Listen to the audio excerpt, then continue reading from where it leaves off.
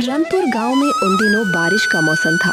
कुछ दिन पहले ही गांव में एक नई चाय पकौड़े की दुकान खुली थी, जिसके बोर्ड पर लिखा था चमत्कारी चाय पकौड़े। पूरे गांव में इसी दुकान की चर्चा हो रही थी। गोपाल काका, सुना तुमने? हमारे गांव में एक नई चाय पकौड़े की दुकान खुली है और दुकानदार दावा करता है कि उसकी चाय पकौड़े चमत्कारी हैं। हाँ प्रकाश, मैंने भी सुना है। चलो आज ही चलकर देख आते हैं। वैसे भी मौसम कितना सुहाना हो रहा है, बादल गरज रहे हैं, पंछी चहचहा रहे हैं। ऐसे मौसम में गर्मा गर्म चाय पकौड़े मिल जाएं तो मजा दो गुना हो जाए।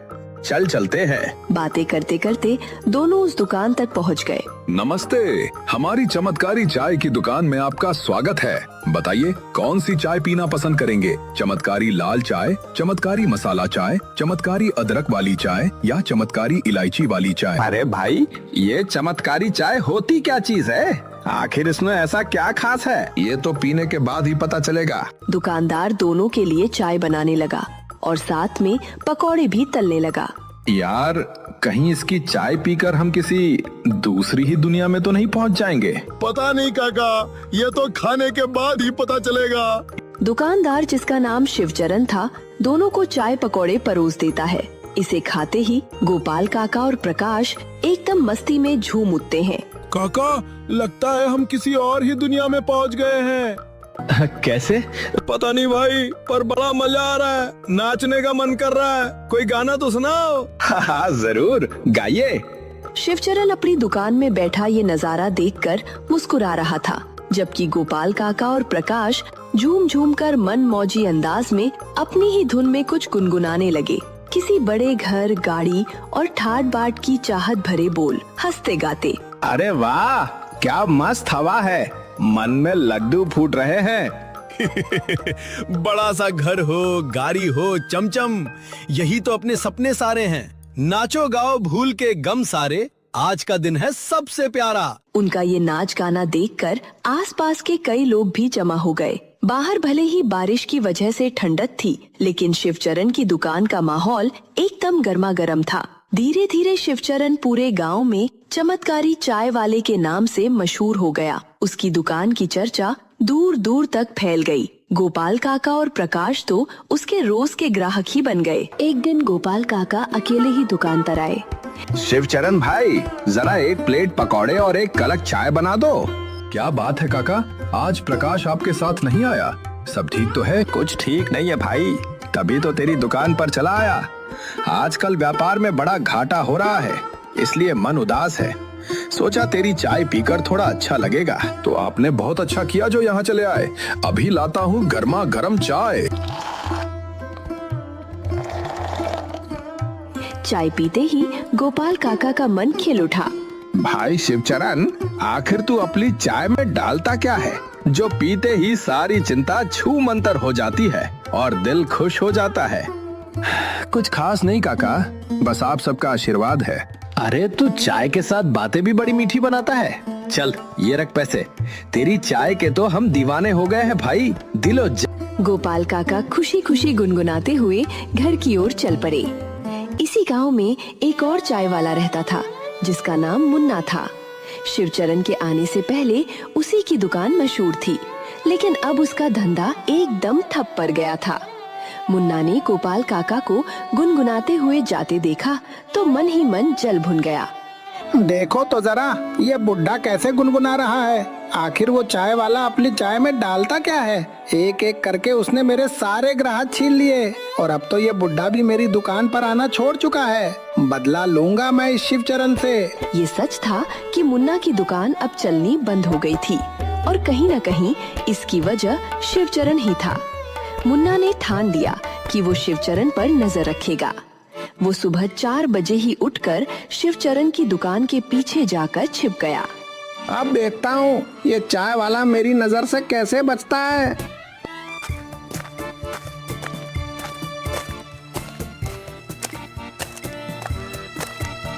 उधर शिवचरण अपनी दुकान खोलने की तैयारी में जुटा था। अरे बाप रे, आज तो बहुत देर हो गई। जल्दी से सारी तैयारी कर लूं, 1 घंटे में ग्राहक भी आने लगेंगे। अरे लगता है मैं तो भांग की पुड़िया घर ही भूल आया। ये सुनकर मुन्ना चौंक गया। क्या कहा इसने? भांग की पुड़िया? तो इसका मतलब ये चाय और पकौड़ों में भांग मिलाता है। मैंने तो खामखा इसे कोई चमत्कारी समझ लिया था। ऐसा चमत्कार तो मैं भी दिखा सकता हूँ। अब देख चाय वाले, मुन्ना तेरा हिसाब कैसे बराबर करता है। मुन्ना खुश होते हुए वहाँ से चला गया। इधर शिवचरण जल्दी से घर से भांग की पुड़िया ले आया और चाय के दूध में तथा पकौड़ों के बेसन में उसकी बहुत ही कम मात्रा मिला दी। इतना काफी है, अब जल्दी से बाकी तैयारी कर लूं। तभी एक ग्राहक आया। अरे छोटे लाल, आज इतनी सुबह सुबह कैसे आना हुआ? क्या बताऊं शिवचरण भाई, सुबह सुबह पत्नी से झगड़ा हो गया। चप्पल खा ली मैंने, फिर कहने लगी चाय नहीं बनाएंगी, तो मैं तेरी दुकान पर चला आया। अच्छा, तो भाभी का मूड खराब है। एक काम करो, अपने साथ भाभी के लिए भी ले जाओ।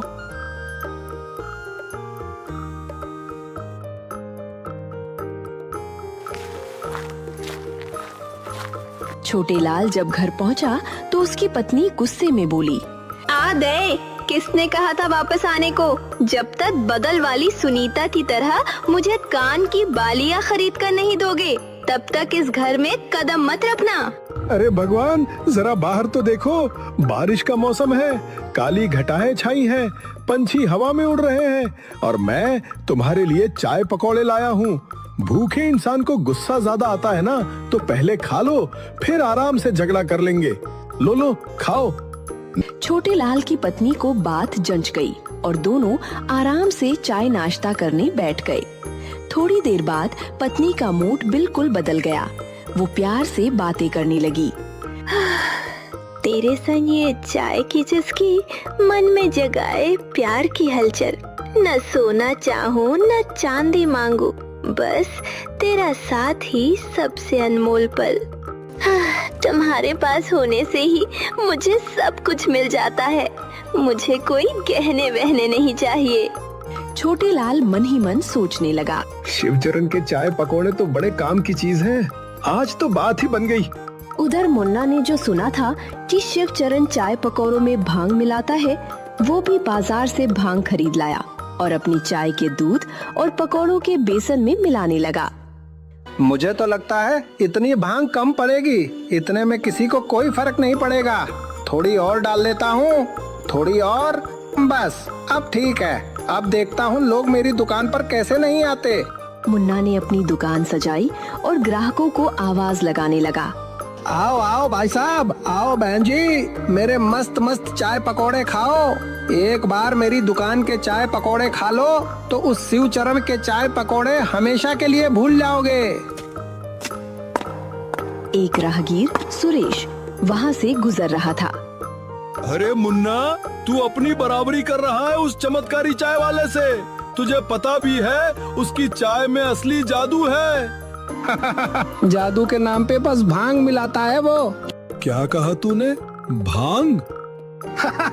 नहीं, मैंने ऐसा कब कहा? आप एक बार चक्कर तो देखिए, पसंद ना आए तो पैसे मत दीजिएगा। अच्छा, पैसे नहीं दूंगा। ठीक है, तो ला एक कप चाय और एक प्लेट पकौड़े भी लगा दे। अभी लाता हूँ। अब देखता हूँ ये शिवचरण मेरी बराबरी कैसे करता है। सुरेश ने अभी खाना शुरू ही किया था कि वहाँ गोपाल काका और प्रकाश आ पहुँचे। अरे सुरेश, आज यहाँ चाय पकौड़े खा रहे हो? हम तो शिवचरण की दुकान जा रहे थे।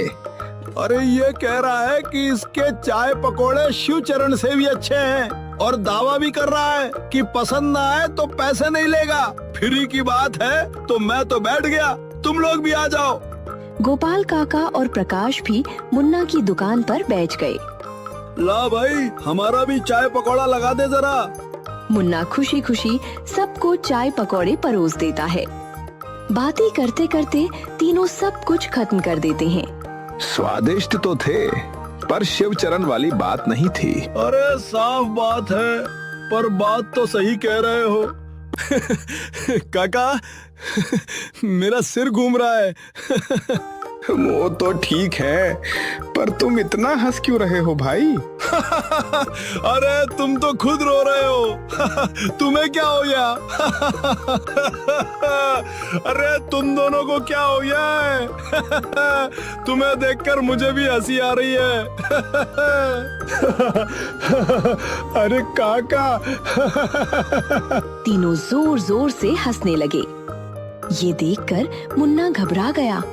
ये सब क्या हो रहा है? तुम तीनों यहाँ ड्रामा मत करो, मेरे पैसे दो और यहाँ से जाओ। पैसे पैसे मांग रहा है ये? अरे हमें तो तेरी चाय पकौड़े बिल्कुल अच्छे नहीं लगे। ऊपर से तूने हमें न जाने क्या खिला दिया है कि न हंसी थम रही है न रुलाई। घबरा कर मुन्ना किसी तरह तीनों को उनके घर छोड़ आया। घर पहुंचते ही प्रकाश की पत्नी ने पूछा, आप तो ठीक से खड़े भी नहीं हो पा रहे, नशा करके आए हैं क्या? नहीं नहीं बिल्कुल नहीं, मैंने कोई नशा नहीं किया। वो तो बस मुन्ना की दुकान से चाय पकौड़े खाए थे, मैं तो ठेके पर गया भी नहीं। तो फिर हंस क्यों रहे हैं? पता नहीं, मुझे तो बहुत जोरों की हंसी आ रही है। अच्छा बताइए तो, आपके साथ और कौन था? सुरेश और गोपाल काका भी थे। प्रकाश की पत्नी बड़ी चालाक औरत थी। वो सुरेश और गोपाल काका के घर जाकर उनकी पत्नियों को भी साथ ले आई और सीधा मुन्ना की दुकान पर जा पहुंची। ए मुन्ना, बाहर निकल, तूने हम तीनों के पतियों को क्या खिला दिया है? मुन्ना अपनी जान बचाकर भागने लगा और तीनों औरतें उसके पीछे पड़ गईं। भागता हुआ मुन्ना शिवचरण की दुकान पर जा पहुंचा। शिवचरण भाई, मुझे इन तीनों से बचा लो। अरे पहले ये तो बता, हुआ क्या? पहले जान बचाओ भैया, जिंदा रहूंगा तो सब बता दूंगा। अरे रुको रुको, आप तीनों इतने गुस्से में क्यों हैं? मुन्ना का बच्चा कहाँ है? उसने हमारे पतियों को न जाने चाय पकौड़े में क्या मिलाकर खिला दिया है। ठीक से खड़े भी नहीं हो पा रहे, कभी रो रहे हैं, कभी हंस रहे हैं, गुस्सा आए तो तोड़ फोड़ मचा रहे हैं। शांत हो जाइए, मैं उन्हें समझा दूंगा। मुझे बात करने दीजिए। दिमाग ठंडा करके घर लौट जाइए। कल सुबह तक तीनों बिल्कुल ठीक हो जाएंगे। अच्छा। शिवचरण ने तीनों औरतों को शांत करके घर भेज दिया। फिर मुन्ना की ओर मुड़ा। अब सच सच बता, आखिर तूने चाय में मिलाया क्या?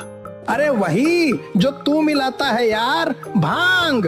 तुझे किसने बताया? मैंने उस दिन सुबह तेरी बात सुन ली थी, जब तू भांग की पुड़िया घर से लाना भूल गया था। अच्छा, तो तूने मेरी नकल की।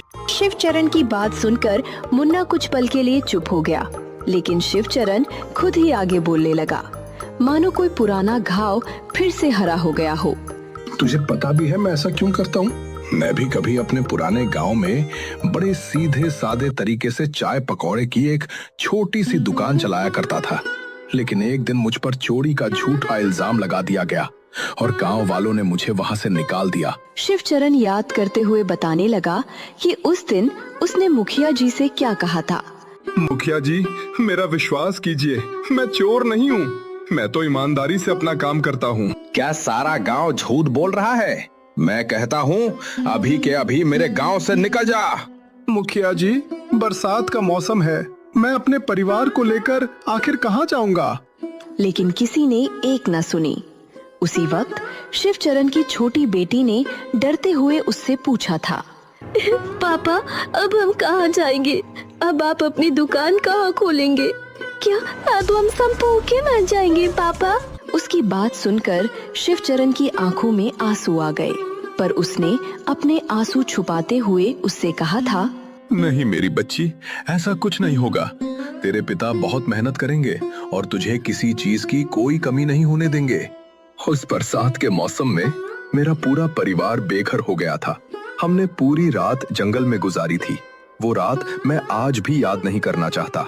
बहुत मुश्किल घड़ी थी हमारे लिए। अगली सुबह जब मैं परिवार के लिए खाने की तलाश में निकला तो रास्ते में एक साधु महाराज मिल गए। बाबा, मेरा परिवार सड़क पर आ गया है, मुझे उस गलती की सजा मिल रही है जो मैंने की ही नहीं, मेरी मदद कीजिए। बेटा, मैं तेरी तकलीफ समझ सकता हूँ, पर मैं कोई भगवान नहीं जो चमत्कार कर दूं। हाँ, इतना जरूर करता हूँ, तुझे ये भभूत देता हूँ। तू इसे भांग के पत्तों के साथ अपनी चाय पकौड़ों में मिलाकर दुकान लगाना। ये भभूत लोगों के दुख और तकलीफ को कुछ देर के लिए भुला देगी। बाकी अपने परिवार की नाव तुझे खुद ही खेनी होगी। मैंने उनसे बस इतनी ही मदद मांगी थी। मुझे नहीं पता वे मेरे बारे में इतना कैसे जानते थे, पर उनकी बातों ने मुझ में एक नया विश्वास भर दिया। मैं फिर से अपने परिवार को लेकर इस गांव में आ गया और अपनी सारी जमा पूंजी इस दुकान में लगा दी। बस यही राज है मेरा। मुन्ना की आंखें भर आईं। तेरी कहानी सुनकर बहुत दुख हुआ दोस्त, मुझे माफ कर दे। मैंने बिना जाने समझे तुझे गलत समझ लिया। असल में वो भभूत थी, भांग नहीं। मैं उसे भांग के पत्तों के साथ मिलाता था, इसलिए कभी कभी उसे भांग कहकर बुला देता था और तुझे गलतफहमी हो गई। अरे तो मैं भी क्या करता, तेरी वजह से मेरी दुकान बिल्कुल ठप हो गई थी। मेरा भी तो परिवार है, मैं भी अपने घर में अकेला कमाने वाला हूँ। मैं समझता हूँ दोस्त। चलो ऐसा करते हैं, हम दोनों मिलकर काम करते हैं। बदले में तू मेरा ये राज किसी को मत बताना, और जो भी मुनाफा होगा हम आधा आधा बांट लेंगे। मुन्ना शिवचरण के इस प्रस्ताव से बहुत खुश हुआ। उस दिन के बाद दोनों साझेदारी में दुकान चलाने लगे और शिवचरण अपनी चाय पकौड़ों में असल में क्या मिलाता है, ये राज ही रह गया। पूरे गांव के लोग आज भी उनकी दुकान पर आते, स्वादिष्ट चाय पकौड़ों का लुत्फ उठाते और हंसते मुस्कुराते गुनगुनाते हुए घर लौट जाते। अगर आपको हमारी ये कहानी पसंद आई हो तो वीडियो को लाइक करें, अपनी राय कमेंट में जरूर लिखें और ऐसी ही शानदार कहानियों के लिए हमारे चैनल को सब्सक्राइब करना मत भूलिए। मिलते हैं अगली कहानी में। धन्यवाद।